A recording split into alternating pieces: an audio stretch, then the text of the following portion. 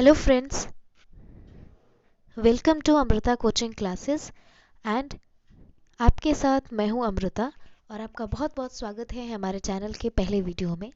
और आज हम क्लास 10th के ज्योग्राफी के पहले चैप्टर जो है रिसोर्सेज एंड डेवलपमेंट उसको पढ़ेंगे।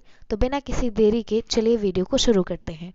सबसे पहले समझ लेते हैं कि रिसोर्सेज क्या होते हैं। So everything available in the environment which can be used to satisfy our needs provided it is technically accessible, economically feasible and culturally acceptable is called as resources। यानी कि प्रकृति में मौजूद वो सारी चीज़ें जिनका उपयोग हम अपनी ज़रूरतों को पूरा करने के लिए कहते हैं, अपने ह्यूमन नीड्स को सेटिस्फाई करने के लिए करते हैं, वो सारे रिसोर्सेज हैं। और इन रिसोर्सेज तक डेफिनेशन के हिसाब से इन रिसोर्सेज तक हमारी पहुंच होती है और ये हमारे लिए संभव होते हैं और किसी भी संस्कृति के लोग इसे आसानी से अपना सकते हैं। यानी कि अगर आप सिंपल तौर से समझना चाहें कि रिसोर्स क्या होता है तो प्रकृति में यानी कि इन्वायरमेंट में मौजूद वो सारी चीज़ें जिनका यूज़ हम अपनी ह्यूमन नीड्स को पूरा करने के लिए, अपनी ज़रूरतों को पूरा करने के लिए यूज़ करते हैं और जो हमारे लिए आसानी से संभव हैं और जिन तक हमारी पहुंच आसानी से है और हम उसे अच्छे से अपना सकें। इस डेफिनेशन को समझने के लिए हम एग्जाम्पल ले लेते हैं वाटर का। हमें पता है इन्वायरमेंट में वाटर मौजूद है और ये हमारे लिए कितना ज़रूरत है, क्योंकि हम अपनी इसे हम पीते हैं और बहुत सारी एक्टिविटीज़ के लिए इसका हम यूज़ करते हैं। इस तक हमारी पहुंच भी है, यानी कि एक्सेसिबल है हमारे लिए और ये हम सब के लिए संभव है, यानी कि हम सब इसे ले सकते हैं और हम सब इसे अपना भी सकते हैं। ये है रिसोर्सेज का डेफिनेशन। चलिए आगे बढ़। अब यहाँ पे आप जो ट्रायंगल बेस्ड डायग्राम दिख रहे हैं वो एक्चुअली ये बताने के लिए है कि कैसे नेचर, टेक्नोलॉजी और इंस्टीट्यूशन इंटरडिपेंडेंट है एक दूसरे पे, यानी कि एक दूसरे पर आधारित हैं। जैसे कि नेचर में मौजूद कोई भी चीज़ हो तो बहुत बार क्या होता है कि उसे हम यूज़ करने के लिए, अपने नीड्स को सेटिस्फाई करने के लिए हम उसे डायरेक्टली यूज़ नहीं कर सकते। जैसे कि मैंने ऊपर वाटर का एग्जांपल दिया आपको, तो बहुत बार नेचर में वाटर तो मौजूद है लेकिन बहुत सारे उसमें हम यूजेबल उसे बनाते हैं, क्योंकि बहुत बार गंदी भी मिलती है पानी, ठीक है, बहुत सारी जगहों पे। तो हम उसे यूजेबल बनाते हैं टेक्नोलॉजी के थ्रू और अपने ह्यूमन बींग्स के लाइफ का बहुत बड़ा पार्ट बनाकर हम इंस्टीट्यूशंस में भी उसका यूज़ करते हैं, ठीक है। अब हम रिसोर्सेज के क्लासिफिकेशन को पढ़ेंगे। Classification of resources on the basis of, यानी अलग अलग बेसिस पे रिसोर्सेज को डिवाइड किया गया है। और इस सीरीज में पहला जो बेस है that is on the basis of origin. अगर पॉइंट ऑफ ओरिजिन को बेस माना जाता है तो कितने टाइप होते हैं? तो दो टाइप होते हैं यहाँ पे, और उसमें जो पहला है वो है बायोटिक रिसोर्स। मेनली जो ये बायोटिक रिसोर्स है इसका पॉइंट ऑफ ओरिजिन हमेशा एक लिविंग थिंग होता है। ऑलवेज अ लिविंग थिंग, चाहे वो हम ह्यूमन बींग्स हों, पेड़ पौधे हों या फिर कोई भी लिविंग बींग हो, ठीक है। यानी कि बायोटिक रिसोर्स का जो पॉइंट ऑफ ओरिजिन होगा हमेशा एक लिविंग थिंग होगा। अगला टाइप देखते हैं इसका। अगला टाइप है abiotic resource. This abiotic resource is just opposite to the biotic resource, क्योंकि इसका जो पॉइंट ऑफ ओरिजिन होता है ना, ये हमेशा एक नॉन लिविंग थिंग से ही मिलेगा, ठीक है। यहाँ पे लिखा हुआ है रॉक एंड मेटल, समझ इसको देखकर अच्छे से समझ सकते हैं। यानी कि जो अबायोटिक रिसोर्स होगा इसकी उत्पत्ति यानी कि it is always obtain from a non living thing, ठीक है। अगला बेस देखते हैं, ऑन द बेसिस ऑफ एक्सॉक्सिबिलिटी, यानी कि किसी भी चीज़ को हम कितनी दफ़ा यूज़ कर सकते हैं। एक्सॉक्सिबिलिटी का मतलब होता है कितनी बार आप उसे यूज़ कर सकते हैं और ये रह सकता है, ठीक है। अगर हम इस चीज़ को बेस मानते हैं कि किसी भी चीज़ को हम कितनी दफ़ा यूज़ कर सकते हैं, तो भी यहाँ दो टाइप होते हैं।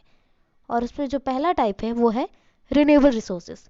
नाम से ही पता चल रहा है कि ये जो रिसोर्स होता है इसे आप रिन्यू कर सकते हैं, रिप्रोड्यूस कर सकते हैं नेचर में, ठीक है। Resources which can be renew, replenished और रिप्रोड्यूस बाय फिजिकल, केमिकल और मैकेनिकल मेथड्स, यानी कि वो रिसोर्सेज जिन्हें हम दोबारा बना सकते हैं, जो दोबारा नए होकर मतलब आ सकते हैं, ठीक है। और रिन्यूएबल रिसोर्सेज के एग्जांपल्स हैं water, solar, wind energy and etc. अगला जो टाइप है वो है नॉन रिन्यूएबल रिसोर्सेज।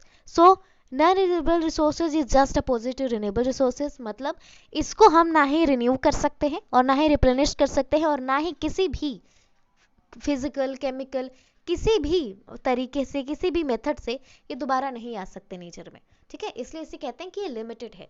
जैसे एग्जाम्पल है जैसे इसके एग्जाम्पल है मिनरल्स और फॉसिल फूड्स। फॉर एग्जाम्पल हम कोयले का एग्जाम्पल ले लेते हैं, ठीक है। सो कोयले के अगर किसी पीस को हमने यूज करा है, उस पीस को, सो किसी भी मेथड द्वारा हम उस चीज को दोबारा नहीं ला सकते, ठीक है, उससे हम रिन्यू नहीं कर सकते। सो अगला जो बेसिस है वो on the basis of ownership, यानी कि किसी रिसोर्स पर किसका हक होगा। अगर इस बात को बेस बना दिया जाए तो कितने टाइप हो सकते हैं, ठीक है। सो इसमें जो पहला जो टाइप है वो है इंडिविजुअल रिसोर्सेज का, यानी कि नाम से ही पता चल रहा है कि इस रिसोर्स पर हक किसी एक आदमी का होगा, ठीक है। जैसे हम गाँव में देखते हैं ना कि जैसे वो खेत जो जिसपे जो किसान होता है वो खेती करते हैं, ठीक है। और अगर मतलब शहरी इलाकों में देख लें तो वो सारे मतलब प्लॉट जिस पे हमने घर बनाए हुए हैं, यानी कि वो रिसोर्स जिस पे सिर्फ एक आदमी का हक होगा, प्राइवेट होगा उसके लिए, ठीक है। अगला जो टाइप है वो है कम्युनिटी रिसोर्स ना, ये भी नाम से ही पता चल रहा होगा कि इस रिसोर्स को एक कम्युनिटी ओन करती है, यानी कि resources which are accessible to all the members of any community, village commons, grazing grounds, etc., and public parks and picnic spots like places in urban areas, यानी कि वो रिसोर्सेज जिन तक किसी एक समुदाय के लोगों का पहुंच होता है, ठीक है। जैसे हम गाँव में देखते हैं ना कि कुछ खेल के मैदान ऐसे होते हैं, कुछ चारागाह ऐसे होते हैं जिन पे किसी पर्टिकुलर जो ग्रुप होता है ना लोगों का, मतलब कि एक ये गांव के इतने लोग ये चरा सकते हैं अपने कैटल्स को उस पे, ठीक है। और आप देखते होंगे अर्बन यानी कि शहरी इलाकों में कि पब्लिक जो पार्क्स होते हैं, कहते हैं ना कि ये सोसाइटी के लोग जा सकते हैं, यानी कि एक कम्युनिटी यानी कि एक समुदाय का वो रिसोर्स होगा। अगला टाइप देखते हैं आगे है नेशनल रिसोर्सेस, यानी कि राष्ट्रीय संसाधन। All the minerals, forest, water and wildlife within political boundaries and oceanic area up to 12 nautical miles, यानी कि जितने भी मिनरल्स हैं, जितने भी पेड़ पौधे हैं, पानी है, हवा है, अगर किसी देश के पॉलिटिकल बाउंड्रीज के अंदर आती है तो वो उसकी होगी, ठीक है।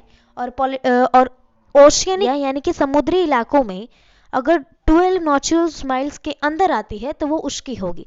फॉर एग्जाम्पल इंडिया की जो पॉलिटिकल बाउंड्री है, ठीक है, उसके अंदर जितने भी रिसोर्सेज हैं, हवा है, पेड़ है, पौधे हैं, पानी है, जीव है, जंतु, जितने भी ये सारे रिसोर्सेज हैं, ये सारे के सारे इंडिया के होंगे, ठीक है। इंडिया उसको ओन करेगी। और ओशियनिक यानी कि समुद्री अगर इलाकों में बात की जाए तो 12 नॉटिकल माइल्स के अंदर जितने भी रिसोर्स होंगे, ठीक है, पानी, वो पानी पे हक इंडिया का होगा, ठीक है। 12 नेचुरल माइल्स है, इसका नाम आपने पहली बार सुना होगा शायद। सो इसका जो एरिया होता है ऑलमोस्ट 19.2 किलोमीटर के आसपास होता है, ठीक है। अब अगला देखते हैं, अगला है इंटरनेशनल रिसोर्सेज यानी कि अंतरराष्ट्रीय संसाधन, ठीक है।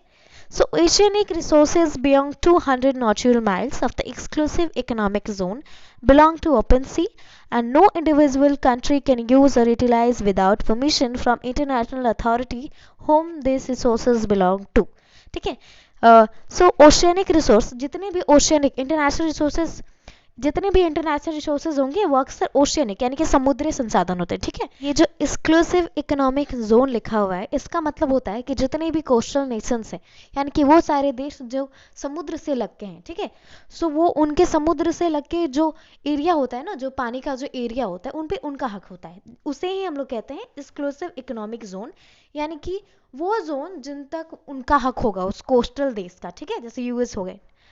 लेकिन उस जोन के 200 नॉटिकल माइल्स के परे, ठीक है, उससे 200 नॉटिकल माइल के बाहर जो रिसोर्सेज ओशियनिक रिसोर्स, वो रिसोर्स किसी भी एक देश का नहीं होगा, ठीक है।